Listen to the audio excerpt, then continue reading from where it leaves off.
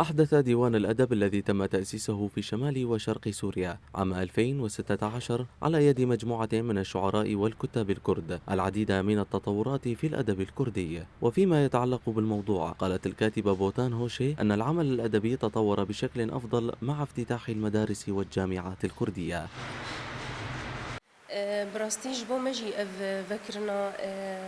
حقيقة افتتاح الجامعات والمعاهد الكردية ساهمت بشكل كبير في عملنا كأدباء وسبل تطويره. في بدايات عملنا كنا نعاني كثيرا لقلة عدد الدارسين للغة الكردية، إلى جانب نقص الكتاب الكرد، ما عدا الكتاب الذين كانت أعمارهم كبيرة ممن لديهم نتاجات ثقافية، والتي تعتبر أحد أسباب اتجاهنا نحوهم. أما بالنسبة للفئة الشابة فعددهم كان قليل، لكن في السنوات الأخيرة شهد عملنا كديوان أدب تطوراً ملحوظاً.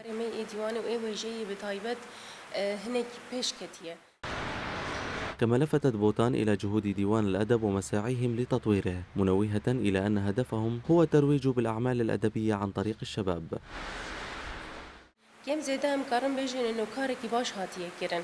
نستطيع القول إنه حتى الآن أنجزنا عملاً جيداً، لكن لا يمكننا القول إن العمل الأدبي في شمال وشرق سوريا قد بلغ درجة عالية.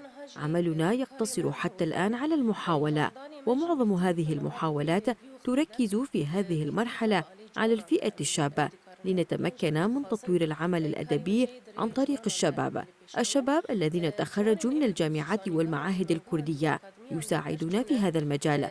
هم يطالبون بالكتب والمراجع، وكذلك عمليات البحث وجمع الكتب.